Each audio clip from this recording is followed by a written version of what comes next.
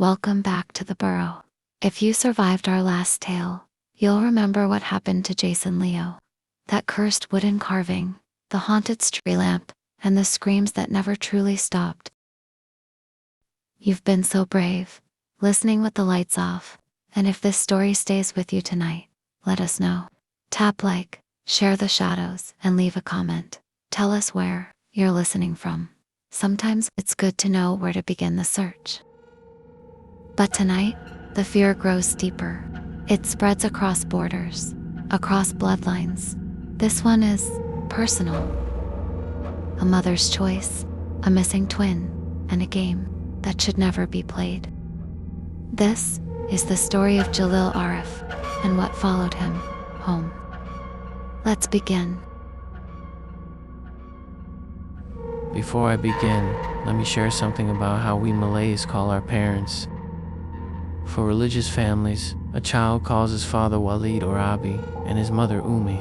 In cultured families, we say Ayah for father and Nibu for mother. And in regular homes like mine, we simply say Abba and Amuk, okay?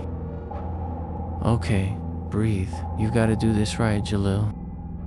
Say too much, and he snaps. Say too little, and Amuk might take the blame again.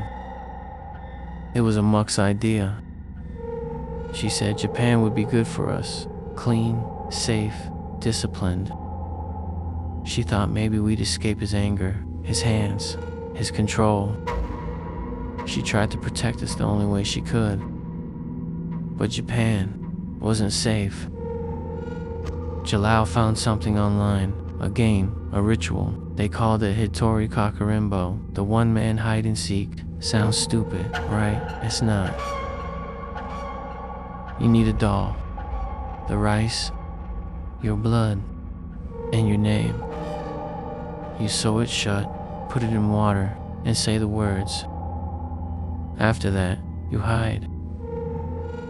Jalal always wanted to go first, always the brave one. He did the ritual, then he panicked, said the doll was moving on its own. He didn't finish it. He didn't close the game. The next day, he was gone. I tried it too. I thought maybe I'd find him somehow. I followed the steps, hid, waited. Then I heard it, that sound, crawling, breathing. I ran. I left the game unfinished. When I came home, the shadows followed me. Every corner, every mirror, every whisper. The game, it never ended. Now I'm here, and he's here. Dr. Norman, my Upba, the man who controls everything in this house. If I tell him Jalal's gone, he'll look at a mug. He'll say it was her idea to send us away, and he'll punish her for that. He still hits her. He hides it well, but I see it. Last week her arm was bruised. She said she fell. She didn't. I need to be careful. Tell him just enough. Don't sound afraid. Don't cry. Don't sound like you believe in spirits. He hates weakness. He hates fear. But I know what I saw, and I know what followed me. They're not just spirits. They're jinns. And they came through that game. Sometimes I wonder if he already knows, if he sees what I see. He doesn't seem scared, like he's expecting something. He talks to himself now, in a strange language. His office smells like burnt things, like hair and blood. He locks the door and doesn't eat with us anymore. The last thing Jalal said before he disappeared, he looked me in the eyes and whispered, "Don't trust him. Don't trust Abba." Now I understand. So I sit here, thinking of what to say, what not to say. Because a mug's already paid the price for loving us. And if I say the wrong thing, she might pay again. Ya Allah, keep her safe. Keep us both safe.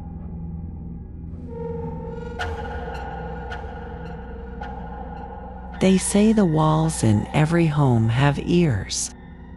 If that's true, then mine have heard screams. Mine have soaked in silence so heavy, it cracked me from the inside out. My name is Aisha. I used to believe in things like love, second chances, prayers answered.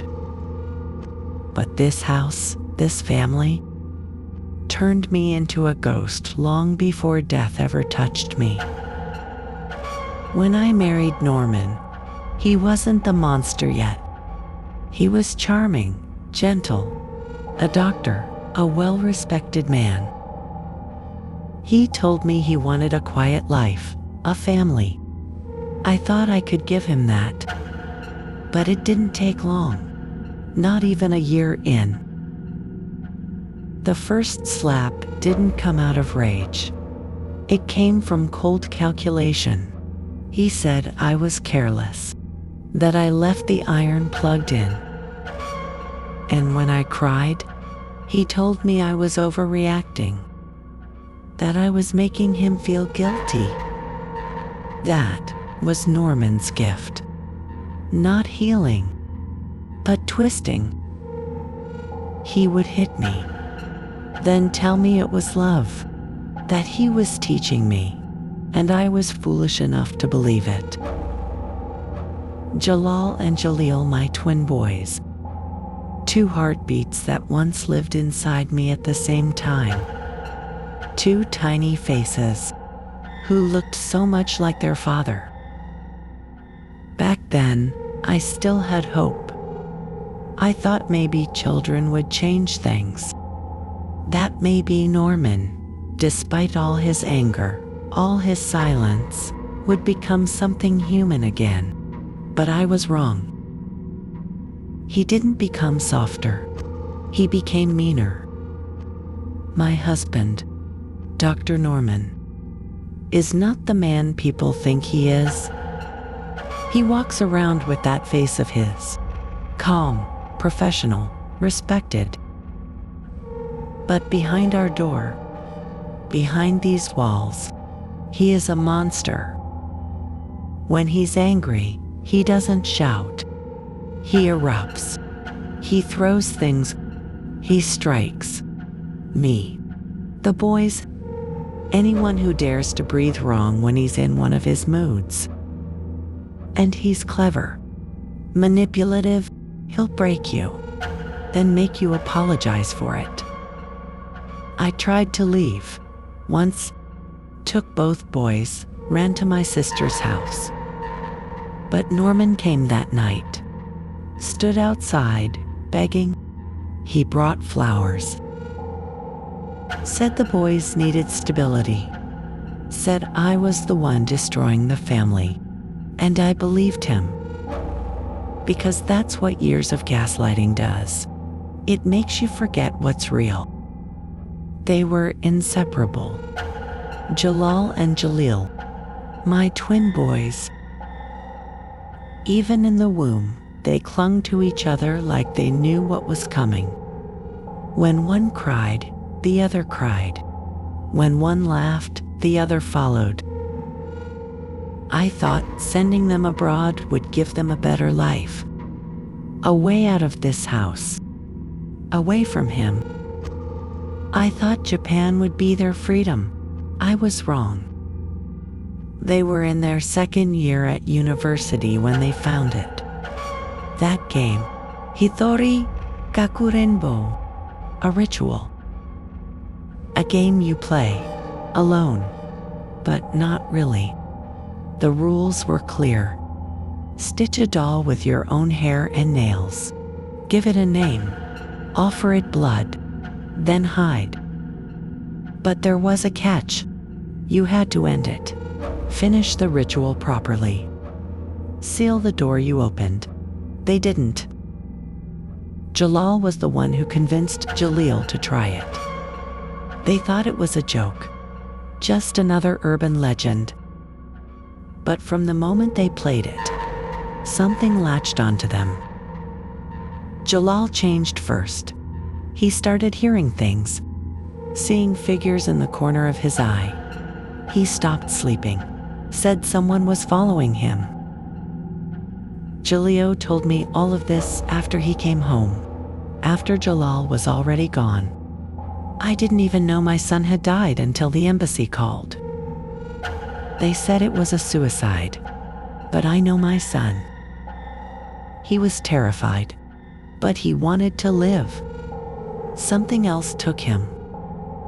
And now, Jalil is back in Malaysia, back in this cursed house. And I see the same fear in his eyes that I once saw in Jalal's eyes. I remember the day Jalil told me about the game, how the room grew cold, how the doll moved, how they ran and hid, but never ended it. They never cleansed themselves, never told the spirits to leave. The door they opened is still wide open. And now that Jalal is gone, the thing they invited in wants the other one? I asked him why he came back. He said he had nowhere else to go. But I think he came back because he knows. He knows the jinn followed him. I've seen it too. In the mirrors, in the corners of the room when I blink too long. Something moves without sound. Something that waits. And Norman, he doesn't even care. He's too busy hiding his own sins. After Jalil told him everything, Norman went pale. Not angry, not shocked, just afraid. That same night, he got a call from one of his workers, an Indonesian woman he keeps off the books. She whispered into the phone. I only heard one word clearly, Hadijah, and then silence. The next day, we found out Mark Cheek Khadijah was dead. The only woman who still held on to God in this neighborhood. The only one who once told me, if you keep living with a monster, don't be surprised when you birth one or bury one. I think Norman had her unalived. Maybe because she knew. But what he doesn't know is that the thing haunting this house doesn't care about secrets. It doesn't care about guilt or innocence. It just wants blood. Jalil has started waking up with scratches again. His eyes are sunken. He says Jalal speaks to him in his dreams. But I don't think it's really Jalal. I think the jinn is using his brother's voice, and I'm powerless. I sent them to Japan to escape violence, and now one is in the ground, and the other is being hunted by something I don't understand. And Norman, that devil I married, he walks around this house like a king, but even he knows. He keeps glancing over his shoulder. He won't go near the twins' old room. I used to pray that someone would save us. Now I pray that whatever came through that game takes him first. Maybe then, Jalil will have a chance. Or maybe it's too late.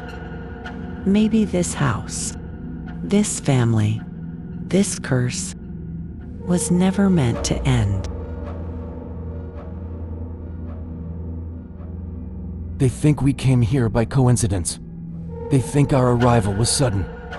But this night, this bloody night, has been in the making for 3 long years. My name is Aduka. My brother is Indra. And the woman fighting right now with her bare hands against a legion of jinns is our Umi. People know her as a pious woman. A woman who walks with prayer on her lips. But she is more than that. She is a strategist, a warrior. She is a servant of God, planted inside the lair of the devil. 3 years ago, she accepted a job no ordinary person could survive. She worked under the shrink, Dr. Norman. On the surface, he's a healer. But beneath that coat hides a serpent drenched in black magic. Dr. Norman is no ordinary practitioner. His clinic is a nest, a base, a gate. Our Umi infiltrated it. For 3 years, she walked among jinns. She watched. She learned. She reported.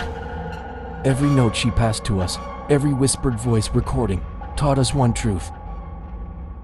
Dr. Norman is not acting alone. He is part of a secret organization, an occult empire. At the top sits the owner of the global banks, a man with no name, a throne made of contracts, currencies, and curses. He doesn't just rule banks. He commands Lucifer himself, and legions of jinns kneel at his feet. Beneath him sits Dr. Norman, a puppet, but a dangerous one. His own jinns are second only to Lucifer's. He doesn't control just minds. He controls souls. Below them, a force of elite operatives, former agents of Mossad, MI6, CIA, and others. They have no jinns of their own, but they are protected by the dark spells woven by Norman and the owner. Their goal? Chaos. They want to shatter this country from within. And once the dust settles, the Western powers will come, with peace treaties, with financial aid. But their real mission is colonization. This time without armies. This time with paperwork and promises. That is what Norman's darkness is preparing. And that's what we've been trying to stop. In the Ra was the one who discovered the crack in Norman's fortress. An agent, one of Dr. Norman's men, was losing his grip. The dark arts were backfiring. And it all started when the agent retrieved accursed carved wood from a newly bought condo. The grab driver who drove him that night was Nandini, a woman with no connection to any of this. Or so we thought. Her husband, Pravanish, had just started working at the Shrink. A security guard, yes, to be used as the sacrifice for Dr. Norman's jinns. Barely 3 days into the job. But Norman had chosen him to be sacrificed. Another body to feed his jinns. Our Umi found out. She ordered us to act. Save Nandini, save her husband, save Agent Tobias. These were her instructions. And so, we moved. The night we arrived at the Shrink, we were prepared to find death. But what we saw was war. Our Umi was still alive. Norman thought she drank the poisoned water, but he was deceived. The one who died was Norden's Korin, the twin brother of Norman, long dead. And his spiritual double had been under our Umi's control all along. Our Umi had faked her death, and in her time underground, she had captured and imprisoned a whole group of Norman's jinns inside a wooden box. But just as we thought we had the upper hand, they came. The Japanese jinns. Violent, silent, relentless. They weren't Normans. They didn't belong to the owner. They were something else. They descended like shadows, not to protect Norman's jinns, but to kill them. We watched with our third eyes, as one by one, the jinns of the Shrink were slaughtered. Screams without sound, flames without fire. And there, in the center of it all, stood our Umi, covered in blood, fighting with Silut Nars Rol Huk, the most dangerous and the most deadliest Malay Muslims' martial art that was forbidden by the government. The Forbidden's art.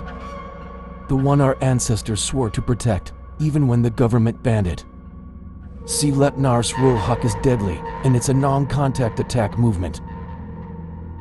Why my Umi had to resort to Silut Nars Rol Huk? Because upon contact with the jinn during an attack, the jinn's skin will emit thousands of tiny black snakes. And those snakes will crawl into the attacker's skin. The attacker must then make a shave-like movement onto his or her infected skin, using a sharp weapon like cuirass, machete, or sword, while reciting Ruqya versions from the Quran as a means of protection and chastising evil. If left unattended, those snakes will enter its victim's body and possess the person. If the possession happens, it's game over. But now, Umi, she is outnumbered, and in the Ra and I can see it. A whole legion of ancient samurai warrior jinns, crouched on the walls, hanging from the ceiling, standing in the dark like statues of smoke, waiting to strike. I grip my cuirass.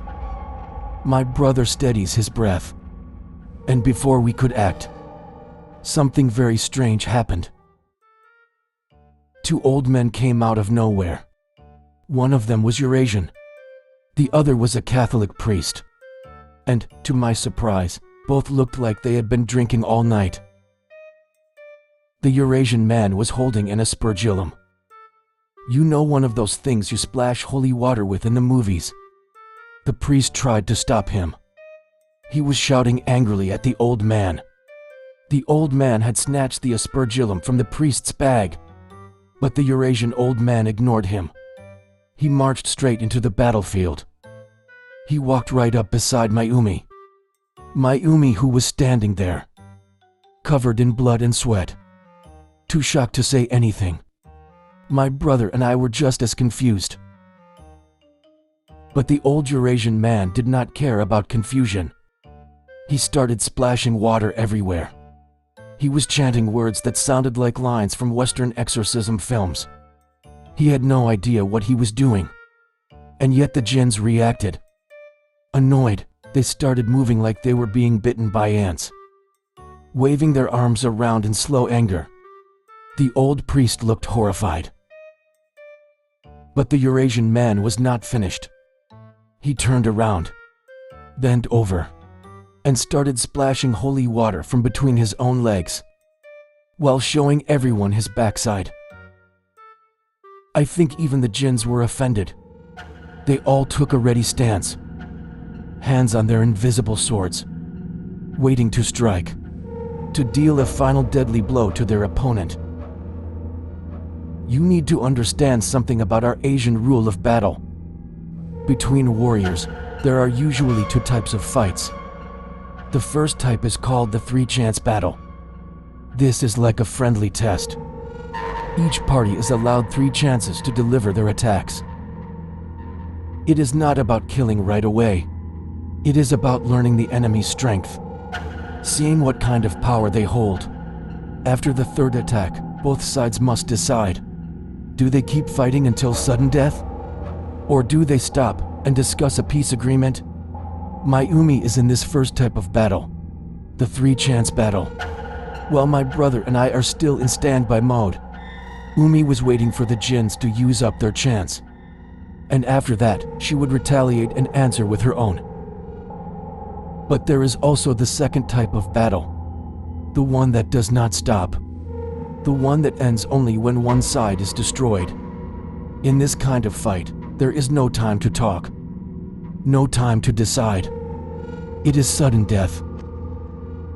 The victor does not only win the land, the victor takes everything.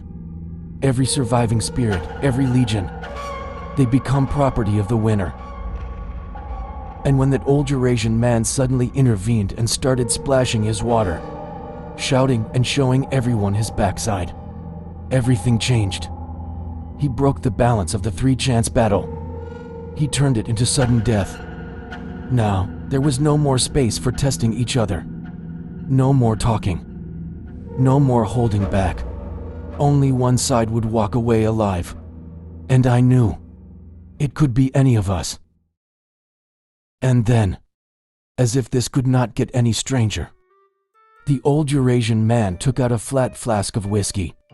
He drank, and drank, and then he shouted, "Take that, you stupid, miserable Japanese demons! This is my country, my people, my rules, and no one can touch my love, Kadisha, you hear me?" Yo, what the? Astaghfirullah, Halazim. We can't believe our ears. After that, he just sank to the floor, completely drunk, leaving Mayumi in the most dangerous spot of her life. The jinns started to move. My brother and I knew there was no time left. We charged forward. The three of us began the deadliest pattern of Silat Nars Rolhuk. We recited the most powerful verses of the Quran, and in perfect unison, we slammed our palms into the ground. In the world of the jinns, an earthquake began. The sky broke open. Lightning struck them down. Flames rose up from the ground. I watched some of the samurai jinns burn. Others fell in pieces, dissolving into black smoke. The rest ran away in fear. And then, silence. Dust settled. Mayumi was still standing. The old Eurasian man sat on the floor, blinking like he had just woken up from a dream. He looked at us, and he greeted us by name. Khadija? Aduka? Indira? Are you guys okay? My heart nearly stopped, because I had never seen this man before. But somehow, he knew exactly who we were. And when Mayumi spoke to him, it sounded like they had known each other for years. I stood there, holding my weapon, and wondering, who is this old Eurasian man? How does he know our names? Why does he look familiar, like someone from a memory I forgot? And deeper than all of that, another question burned in my mind. Where did these jinns come from? Who sent them here? And suddenly, bursting out of the house, were the Indonesian woman, Cynthia Kartika, and the Bangladeshi man, Jahangir.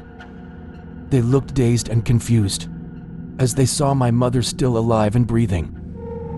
I already knew about Cynthia and Jahangir. Mayumi always reported everything about them to me. It was already the break of dawn. In the distance, we heard police sirens crying.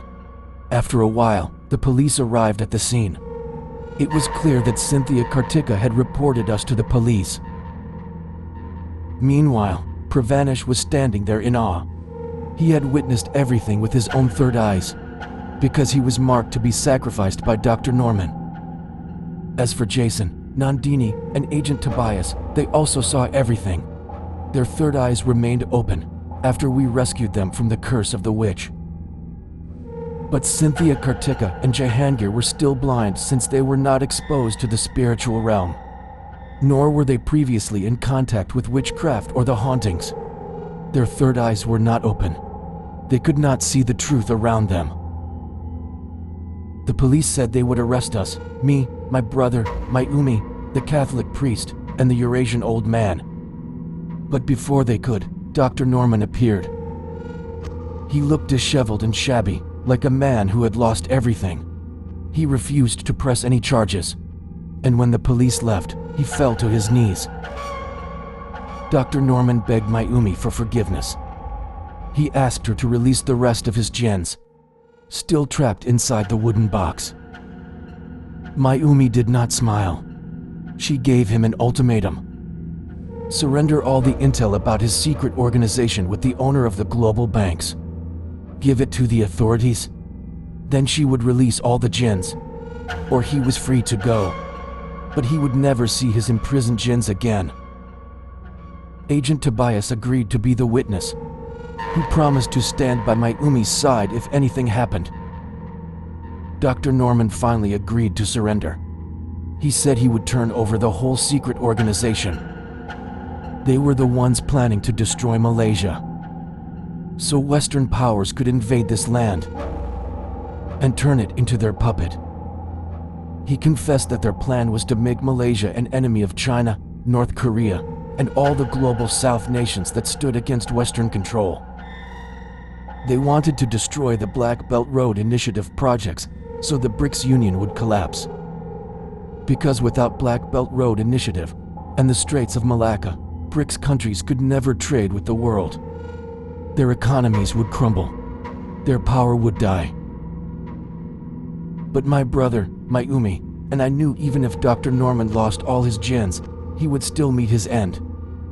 The Japanese jinns would never stop hunting him. They would destroy him, sooner or later. And we also knew, even without Dr. Norman, that secret organization would not disappear. Their plans were already in motion. Their reach was everywhere. Even with Agent Tobias standing with us, his life would never be safe again. Siding with us meant his days were numbered. We could face jinns, monsters, witchcraft, and demons. But to be entrusted with the fate of the world, how could we face that? The fate of the world was now our burden to carry. What will happen next? Nobody knows. And that is the real horror.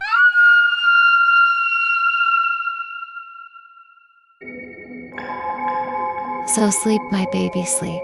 When you wake up soon, like, follow and share this beloved nightmare, and I'll be sure, once a week, will satisfy your craving and addiction with the pure supply dosage of my